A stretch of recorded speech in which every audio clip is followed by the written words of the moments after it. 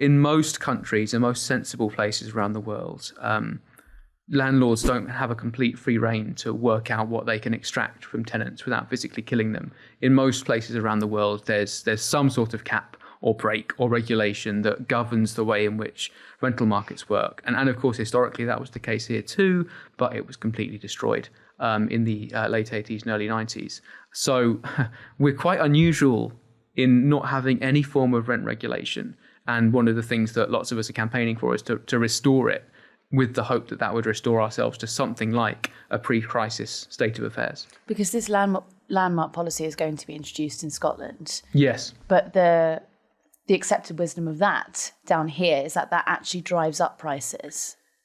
I don't know if that's the accepted wisdom. I think it's said a lot. I think it's said an awful lot. And I think it's true that rent controls can be done badly. But that's not a conceptual problem with rent controls. If it were the case that rent controls were generally bad, then they would have been abolished in every country in Europe, when of course they tend to be present in most European countries. Where there are problems with implementing rent controls, they can be fixed. We can make things better.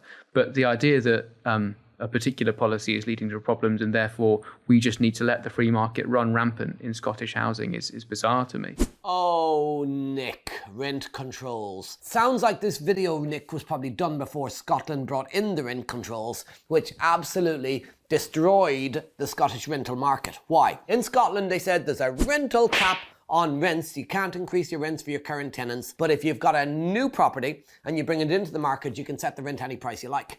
So a tenant is living in a property. A landlord has an empty property because they know there's rent controls. They put the rent at a higher rent, which forced all the rents up. But then the tenants that are living in a current property, an existing property, the challenge they've got, Nicky boy, they can't leave. You've got a couple living in a property together renting. They want to separate. They want to move area. They don't like the area anymore. They want to move to a different house. And they're stuck in a house they don't want to live in, because if they leave that property, they'll have to go rent something else at a significantly higher price. As soon as a property becomes vacant, and landlord knows there's a rent control, so they increase the rents to a higher price so that they future-proof against that rent control. So the Scottish system of rent control absolutely massively increased the rents in Scotland. Now in Ireland, they did it around the way that you say it should be done correctly, which is you can only increase rents as a landlord on a property by 2% a year. And if a tenant moves out, a new tenant has to move in at a similar rent to what the previous tenant paid, and you can only increase by 2% a year. Here's the challenge though. You see, what happened with the rent controls was that landlords stopped buying.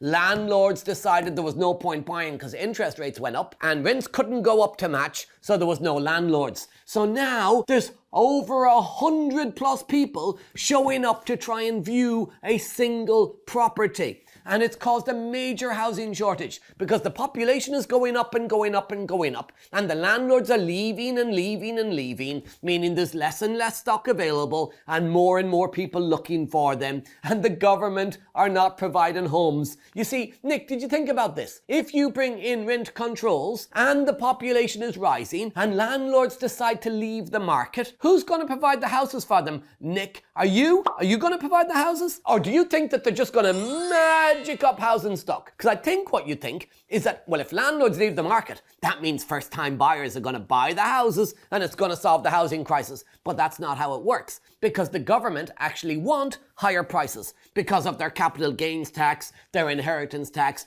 their government policy. I actually don't mind rent controls if it meant houses are cheaper and there was rents at a certain level and interest rates were lower. Then we would be able to buy property, provide homes to people who, by the way, Nick, not everybody wants to buy a house. Some people want to rent. People moving from abroad, they come here for a couple of years, they come here for a summer, they want to move back to their original country. They just want to rent. Students, they don't want to buy a house while they're studying at university. The unemployed, they can't get a mortgage to buy a house. Where are these people going to live, Nick? Oh, you want landlords to rent properties to people and make a loss. Well, that's never going to happen. So you push all the landlords out of the market, and the government then have to provide the homes, but the government have got no policy. Local councils are sitting on thousands of empty properties. Why don't they bring them back into use and solve the housing crisis? Maybe they want a supply and demand issue so that they can get capital gains tax, inheritance tax, stamp duty tax, fill the government coffers with taxes.